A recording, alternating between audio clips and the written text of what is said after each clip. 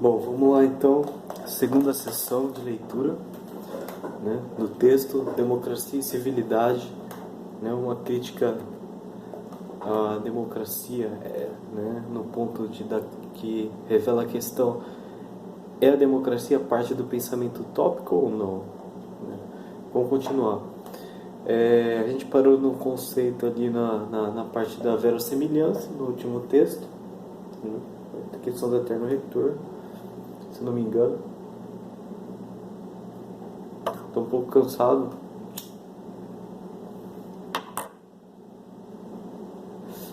Eu acabei de chegar do colégio, né, da escola que eu dou aula. Chego praticamente esse horário, almoço e coloco esses insights, reformulo alguns textos e venho colocar eles em pauta de discussão de novo, né? Então vamos lá, voltar a essa questão aqui. Agora eu vou ler mais alguns parágrafos e comentar. Bom, nesse ponto, eu sustento que a democracia, assim como outros moldes, né, de estabelecimento social e do próprio conceito de civilização, é que se perde a um certo ponto a troca necessária com o real. Isso eu já tinha explicado, né? No qual a civilização, a estrutura civilizacional, ela surge de um pensamento, né, em que a troca com o real ela começa a ficar um pouco mais acelerada.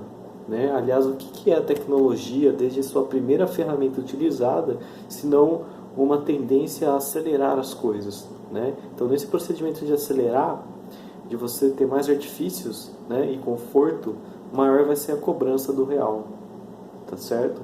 Pois que impera do lado civilizacional é a razão, aquela que domestica a ausência nessa relação de troca, né? Mas a civilização tende a asfixiar, tornar mais uma relação mais densa, digamos assim, né? Com laços mais atados, né? Mais apegados. Então todas as utopias se esgotam.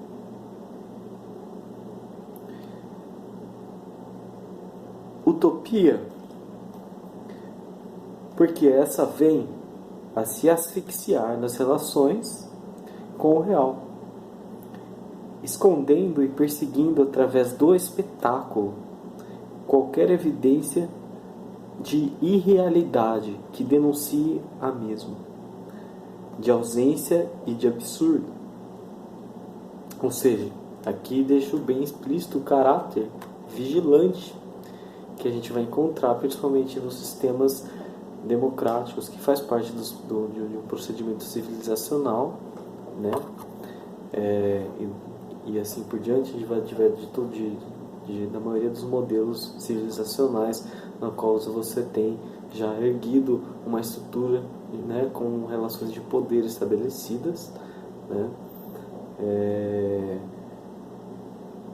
E não também assim, não só apenas estruturas de poder, mas estruturas assim, de relações interdependentes, vamos colocar assim, né? E o ponto crucial, chave para entender esse conceito que eu estou até enroscando para expressar para vocês, é o que vai se concluir aqui, que é o seguinte: o mal da civilidade é não saber o que é realmente necessário. Agora vamos pensar essa asfixia civilizacional em relação ao cunho de coerência com a realidade, como ela se estabelece num cenário globalizado, né? Num cenário globalizado, tá? As democracias tendem aí a criar uma vigília, né? Uma democracia liberal, né? Isso com uma tendência histórica que vem se acarretando, tem uma tendência a criar um sistema de asfixias comerciais, né? Pelo sistema liberal, no qual a interdependência dos países se torna muito grande. Ou seja, o sistema econômico é altamente interdependente, ou seja, desnecessariamente interdependente. Então, não saber o que é necessário como indivíduo e como no micro e voltando e no macro, né, ela vai trazer uma moeda de troca com a realidade, com a natureza, né, que é o seio do real, né, onde é o abrigo, é o útero do real, é o natural, que também já tem um teor aí distante do homem, né, o natural. Então, assim, nesse sentido, a globalização ela é perigosa, ela é bem perigosa. A globalização é bem perigosa. Aliás, quem disse que democracia pode ser aplicada para todas as nações? Quem disse que democracia é um sistema, um modelo que ele pode ser aplicado, que ele pode se adaptar a todas as culturas, né? Então aí você tem um conflito cultura e modelo político. É por isso que quando propõe uma frente nacional cultural, é justamente desse entendimento da cultura ela como uma ação modeladora, né? E a nação ela tem esse caractere do pertencer, né? Que é a parte apolínea da coisa, a nação.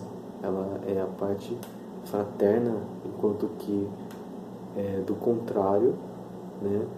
Ela é a parte feminina, a parte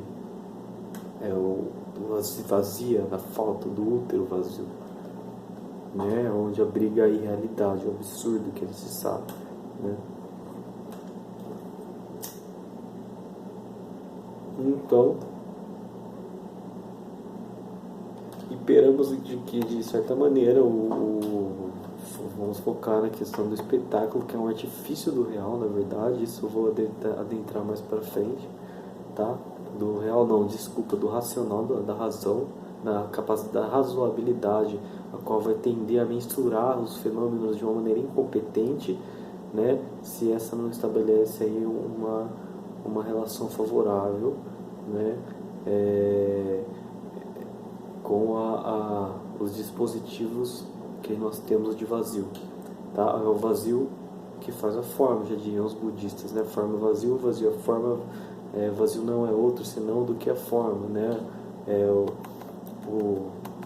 Prajnaparamita Sutraya, né? Então o que acontece? O que acontece é que a gente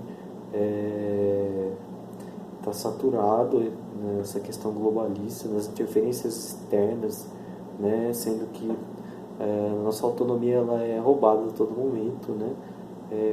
Nossa educação também não tem uma prioridade, né? Do contrário, ela inquieta a nossa autonomia e ela tende a todo momento roubar a nossa capacidade de sermos autônomos, da mesma maneira que o globalismo tem essa tendência, né, liberal e corporativista, de assaltar os nossos governos, né, as nossas moedas e os nossos commodities, né. Então, aqui na América Latina, a gente acaba sendo aí altamente explorado. Bom, então acho que outro ponto importante aqui para ressaltar a denúncia da realidade. É para isso que a gente tem que entender o espetáculo, né?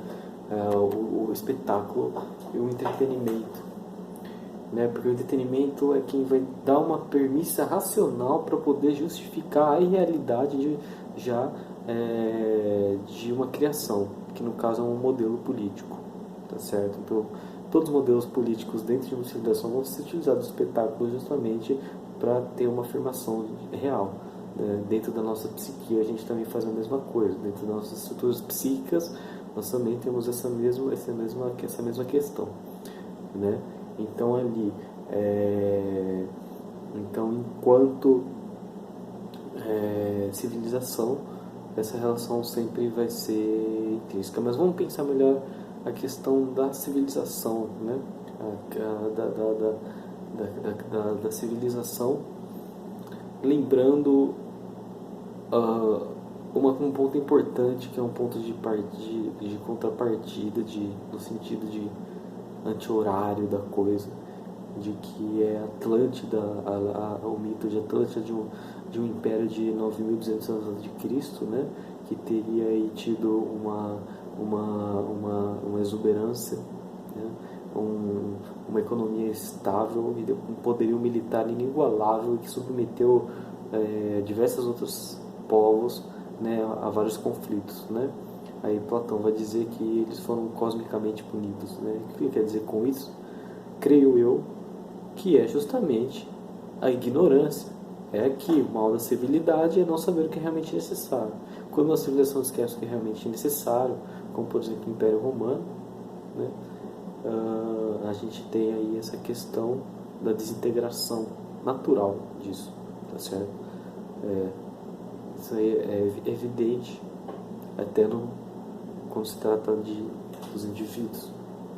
Se você não se media em relação às suas necessidades, você tem excessos.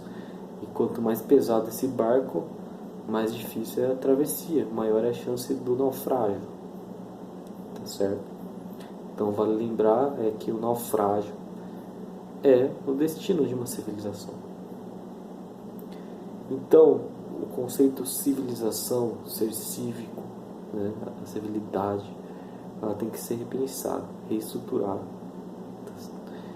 Cabe dentro disso um modelo cultural. Eu daria bons exemplos, países que têm maior autonomia, né, e que se distanciaram do globalismo, né, contemporâneo, da quarta revolução industrial especificamente falando. Esses países se deram esses países se deram um pouco bem, eles têm uma autonomia, eles têm um índice aí de felicidade melhor, né? Voltando a dizer que o melhor commodity que uma nação pode ter é a tranquilidade, né? A gente teve um exemplo do Butão, que foi considerado um dos países mais felizes, né? Não sei se é parte por uma construção histórica, acho que nem tanto assim apenas pela influência da filosofia budista e de outras filosofias orientais que prezam por uma simplicidade, né? O taoísmo, por exemplo, é uma filosofia elegante pra caramba, né? Uma filosofia que ela se aproxima bastante do trágico de Nietzsche, né? Do aforismo, da liberdade poética, né? Para pensar, né? Então, o exemplo do Butão, ele é interessante. Também nós tínhamos o Tibete, mas o Tibete era um país altamente religioso, também tínhamos poucas informações sobre o Tibete, existem algumas críticas também aí a respeito, né, do Tibete, mas de certa maneira eles eram fechados, um país fechado. Depois da invasão chinesa, eles foram, né, indo ali para Dharamsala e tal. O Dalai Lama se refugiou, evitou um conflito o máximo que ele pôde, não totalmente, claro. E as armas tibetanas eram bem arcaicas, né, para o conflito, mas eles conseguiram ali ter um estado ali religioso ali bem forte, né? E não que seja também perfeito, de maneira alguma. Aliás, perfeição é o oposto da vivência real humana, real entre aspas, né, da coerência da nossa condição humana, tá certo? Então a nossa condição é uma condição de limite, tá certo? Um outro exemplo são nativos que se recusaram, de certa maneira, parece que vendo seus antecessores cometerem os mesmos erros, não levando em consideração os mesmos, dizendo que eles sobre o eterno retorno e tal, chegando no mesmo ponto, essa ideia de que se repete, não no mesmo ponto, né? No desenho do círculo, a linha chega, puf, e pega no mesmo lugar, não. Toda criação, né, ela quando nós chegamos a um acordo, nós criamos valores. Esses valores criados, eles pertencem ao parâmetro de criação, e toda criação ela é uma espiral e não um círculo. Então ela tem uma cadência, uma progressão fractoide, né? Fractal, espiral. Tanto é que essas civilizações não, os povos os povos que cultivaram um estilo de vida mais xamânico, né? Esse termo vem da Sibéria, na verdade, né? Por exemplo, aqui os povos amazônicos, eles sempre tinham um teor de alerta e um conhecimento prévio de civilizações antecessoras, né, que eram catastróficas, né? E o estilo de vida deles era baseado totalmente na questão do estado alterado. O estado alterado de consciência é uma coisa muito importante para você repensar um modelo civilizacional, ou não civilizacional no caso, né? Então vale esse destaque de que todas as, de certa maneira, até nas grandes civilizações da Idade do Bronze, Idade do Ferro, né, pós-diluvianas, né, elas tinham o caráter do estado alterado de consciência como uma coisa enraizada na sua cultura. E hoje em dia a gente tem uma negação desses estados, né?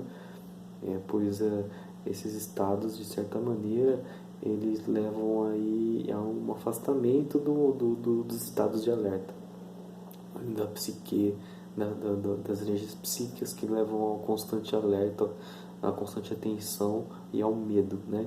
Então, promover em certos rituais específicos, né, que são aí de caráter antropológico, né? A gente desconhece totalmente hoje muitos dessas tradições, porque elas se perdem na impermanência do tempo, mas o que a gente tem que ver é que o estado alterado de consciência ele é importante. Por exemplo, um pajé, né, ele é um conselheiro, né? Então, o que todo mundo esquece, cara, quando vai criticar o espiritual, é que na verdade o espiritual se trata do ordinário, não do metafísico, né? Todo mundo quando pensa no que são no espiritual, acha que necessariamente tem a ver com metafísica, né? Mas tem um caráter imanente forte nisso, né? Porque o, o teor espiritual da vida está no ordinário, né? Está no reconhecimento dos seus limites. Por exemplo, a ayahuasca, a vinha da muerte, ela te proporciona uma experiência que ela é bem impactante, e do contrário da exaltação, né? Do contrário de alguns fármacos, de antidepressivos, etc., ela te proporciona limites, ela te proporciona uma catarse. E a ayahuasca ela é utilizada por crianças, né?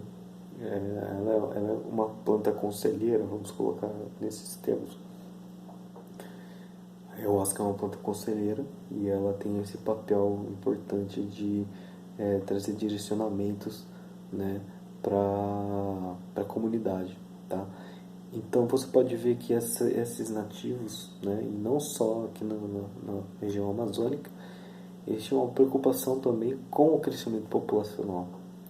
O Aristóteles vai deixar bem claro o quão importante é o controle populacional, né, também dentro do pensamento mais civilizacional e tal, da polis, etc. Ele vai dizer que é importante para se opor ao Platão, a República, como o controle populacional pode ter aí uma geração de herança, né, e diminuir a desigualdade social para que não falte heranças, tal. Isso daí você lê na Política de Aristóteles, que é um livro altamente recomendado para discutir esses tipos de ideologias. Mas sábios são esses povos que se comunicam melhor com a realidade e com os deuses desconhecidos que nos impõem os limites a que necessitamos nesse momento, tá? Então eu vou deixar aqui, deixa eu ver se tem mais alguma coisa que eu possa comentar.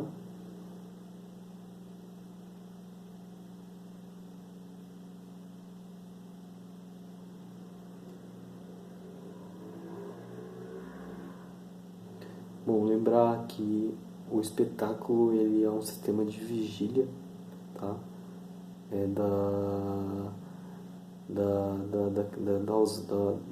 das potencialidades de expressar ausência, mas ao contrário do espetáculo existe uma permissão que é no entretenimento. O entretenimento ele dá a permissão de ridicularizar o real, a irrealidade, desculpa, a irrealidade de uma estrutura social. Por exemplo, um Big Brother Brasil é um escracho, né? Permitido, entretenimento, certo? Futebol é outro, tá? Eleições políticas também, né? As propagandas eleitorais, todas elas são escrachas, são entretenimento barato e eles são trabalha com essa lógica que eu acabei de especificar. Então lembre-se dela, tá? Essa maneira de pensar, ela é muito importante para você poder aí ter uma arma contra o sistema, tá? Eu vou deixar então agora aqui o silêncio lá se tornar um pouco mais abundante, porque eu preciso descansar minha barriga, porque eu tô cansado pra caramba, bicho. Eu chego tarde pra caramba, eu acordo às 6 da manhã, chego aqui umas 8 horas, né? Ainda tenho que cozinhar, algumas vezes no almoço. Então vamos aí continuar aí nessa guerra, e cada vez vou trazendo aí novas armas, para que a gente possa pensar, estruturar como as coisas funcionam, né, de uma maneira micro e macro, para poder desconstruir essa relação que a gente trava essa batalha, essa relação para continuar travando essa batalha contra aí os opressores, né, contra os estados ordinários mentais, né, que não produzem nenhum tipo de zeitgeist, nenhum tipo de união, nenhum tipo de integração, né, a não ser a divisão, né, e isso é o que o globalismo quer fazer com você. Ele quer te dividir, ele quer te enganar, tá? Ele quer te vender coisa a todo momento, ele quer invadir a porra da sua mente, tá? E lembrando que assim como a nação, a mente é a sua casa também, beleza? Um abraço, uma boa noite para você.